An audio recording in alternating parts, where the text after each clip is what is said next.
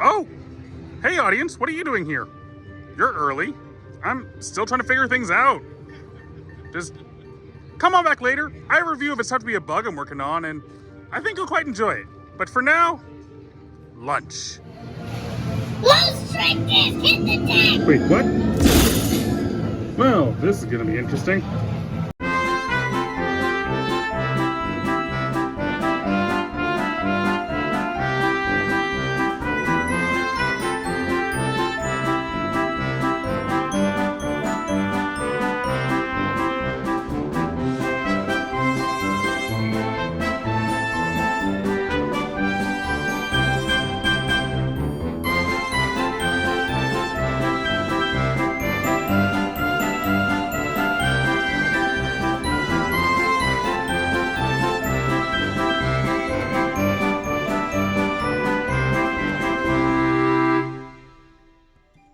Talk about another bizarre piece of park history that has now said its goodbyes. It's Tough to Be a Bug was a fun opening day 4D show created for Animal Kingdom tied to the release of A Bug's Life. The show also found a home in Anaheim for a time as an opening day attraction for California Adventure. But why Bug's Life?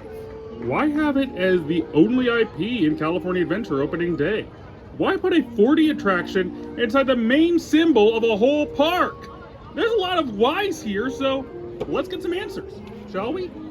This all started with the creation of Animal Kingdom itself as a park.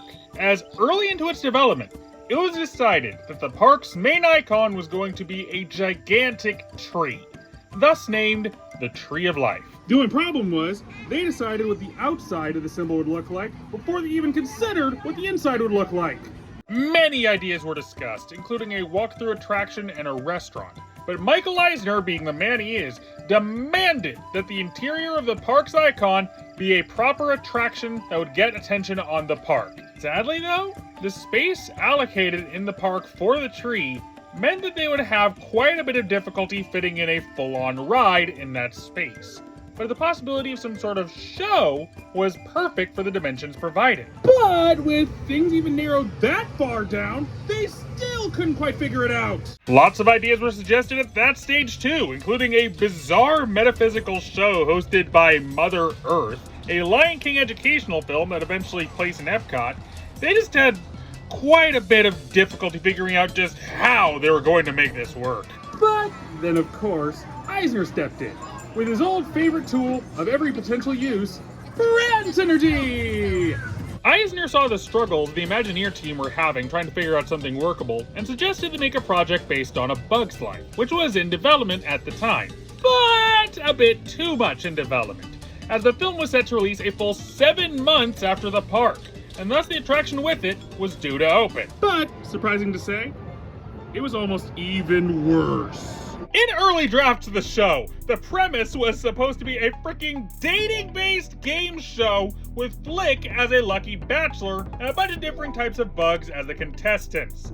Luckily, Eisner shut that idea down quick, oddly stating his reasoning being that he didn't see an ant dating a spider. Didn't expect the guy to be so against cartoon cross-species dating. Wonder how he let Three Musketeers get past. This is it, handsome.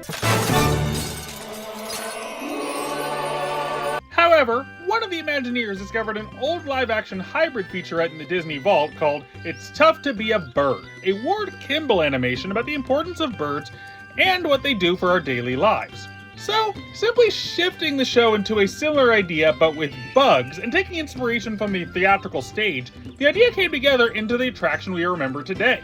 And with the help of Pixar, Disney's animatronic team, the Imagineers, and a few other supporting CGI studios, the project was just barely completed in time to make it for the opening day of Animal Kingdom on April 22nd, 1998. But why was it in California Adventure too? What was the reasoning there? Money! Yeah, well, the park was initially pitched as having no Disney characters and working entirely off of just pure California iconography. Eisner wanted to ensure there was at least some Disney stuff in there as a safety net. And for some reason, they decided porting this over would be the safest bet for that, alongside the many pieces of iconography in the animation pavilion. Sad to say though, history had other plans. Yeah, due to the usefulness of the space, the poor reception of other surrounding Bugs Life themed attractions, and the need for a certain other franchise to have its own space in the resort, It's Tough to Be a Bug closed in 2018.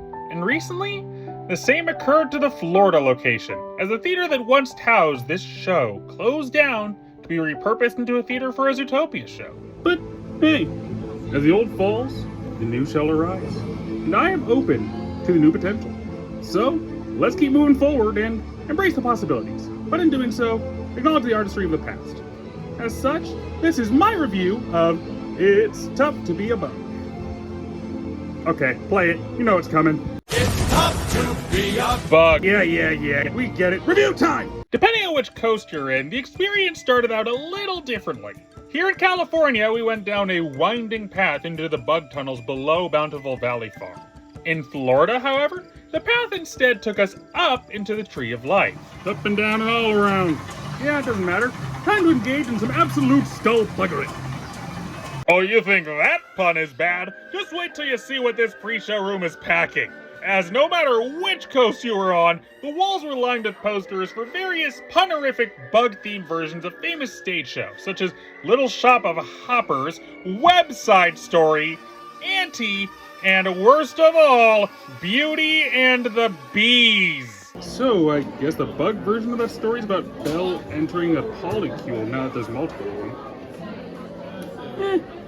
I've heard of worse reboots to that story. Eventually, we are led into the theater area, delightfully decorated to look like the interior of a tree on both coasts, despite the California version clearly being set up as more of an underground ant tunnel system with how things were established. Uniformity!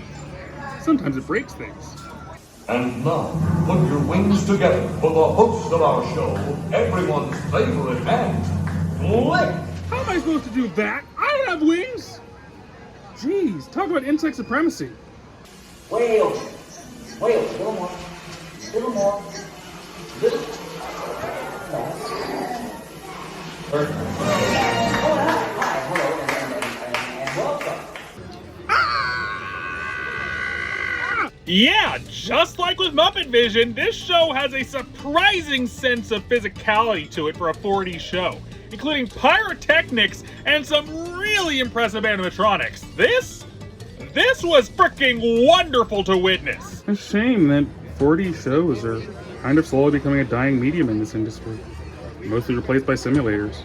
There's value in a good show, even an automated one like this, and we can only hope Disney's upcoming attempt to make a new one with their upcoming Zootopia show might revitalize things a bit for this attraction medium. Anyway, the butterflies all separate out and fly off in random directions, acting as a very unique curtain before Flick steps out on stage to set up the show, introducing his first special guest. That's why we've developed some amazing survival techniques. For instance, deep in the jungles of South America. Okay, how the hell did we get a bug from South America here? What? Has the Bugs Life world figured out some form of international travel? What the hell is going on here? But hey, it's a fun little semi-educational show. I really shouldn't let plot holes like this bug me. Chilean tarantulas, like my friend Chili here, throw poison quills at their enemies with deadly accuracy. I never miss. This part's one of my favorites. Paul! Whoa! Chili, say the nutbusters for the bedroom, will ya? So Chile, in his rage at the little pest who interrupts his act, charges off in anger after him after he steals one of his nuts. Language seal. Oh, shut up! Our next guest is a soldier termite who defends his mound by spraying intruders with acid. And he's ruining our set. We have other shows to do.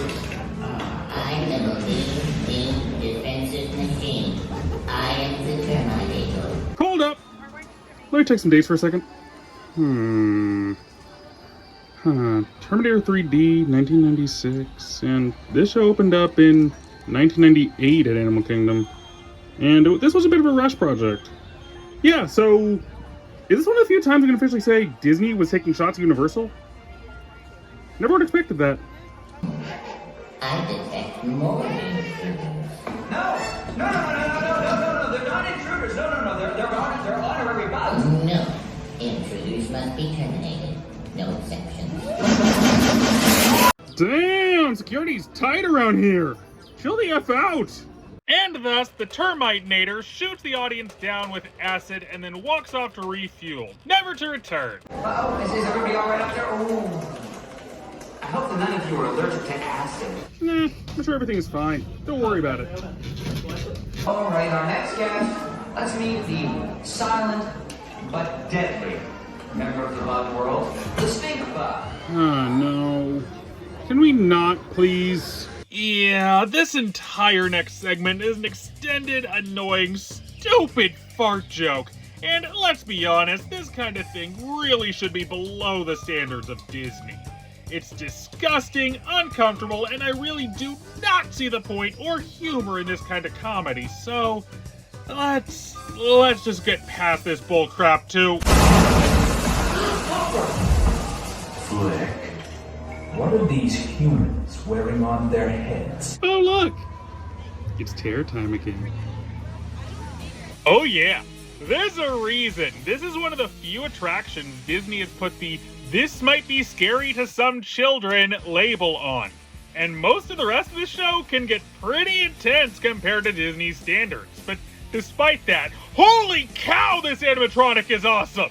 I swear, for an attraction design first put together in the fricking 90s, this Hopper animatronic is downright incredible! With its fluid motions, gigantic size, and tons of different movements to make up some pretty complex scenes for a figure, especially from that time period. This thing is freaking amazing and wonderfully put together. Now, if we can get Disney to stop making amazing animatronics based on characters played by assholes, everything will be perfect. Hopper pushes Flick off stage as he takes control of the theater, angrily berating us humans. Friends don't exterminate friends, do they? The naive days before online gaming.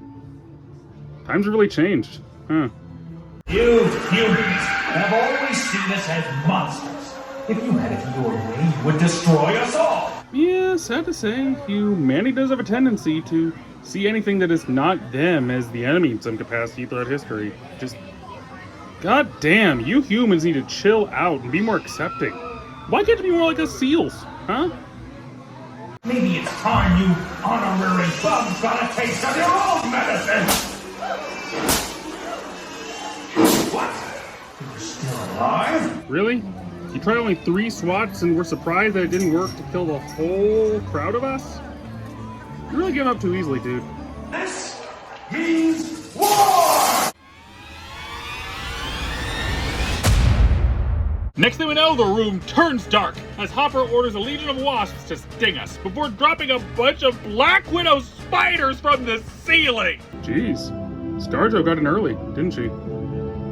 Hopper eventually calls off the troops to face us on his own, only for random chameleon to show up and scare Hopper away, allowing Flick to take back control of his own show. Dimension reptiles.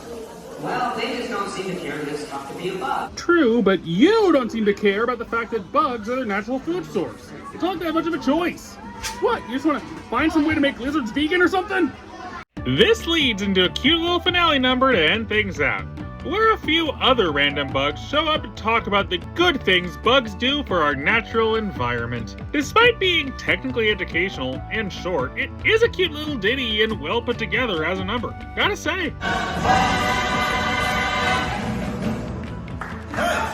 It's a piece of cake. Portion size is a bit big, but still looks tasty. Oh. And with one last appearance of animatronic Flick in the ceiling, this show comes to a cute little conclusion. After a bunch of bugs rush out from under your butt, trips them up every time. So, what can I say about It's Tough to Be a Bug? While I am open to the new and excited to see what comes next, I will say it is a shame this cute little show is now a piece of Days Gone By. It's Tough to Be a Bug was adorable, mildly educational and had a decent sense of pacing and humor that always kept me engaged every time I entered its bug-laden halls.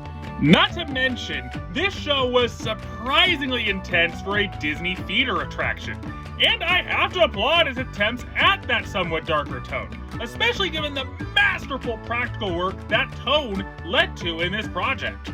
Overall, even now as Flick and his friends fly off for new horizons, let me just say, it was quite fun to have him around while it lasted. What's this? Ah! Oh, I guess it wore off. Oh well. Well, I hope you enjoyed the show, shrinkage and all. Anyway, don't forget to like, comment, and subscribe. And I'll see you next time for more mockery and tomfoolery.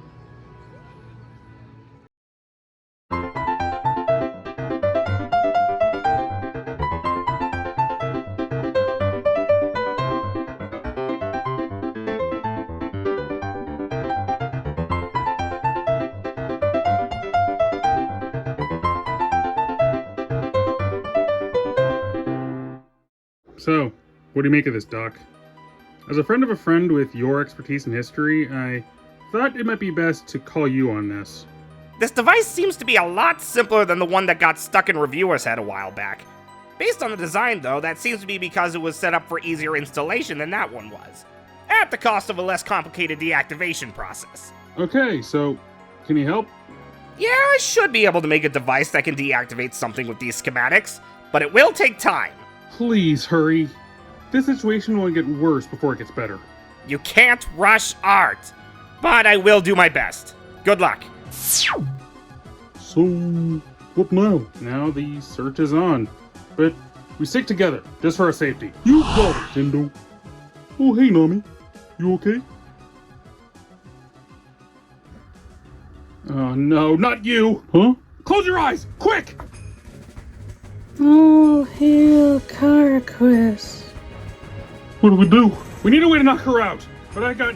Hold on. Stony! Sleeping darts! What? Your powers are connected to Frontierland. Summon the sleeping darts from the Frontierland Native American tribes. I'll try.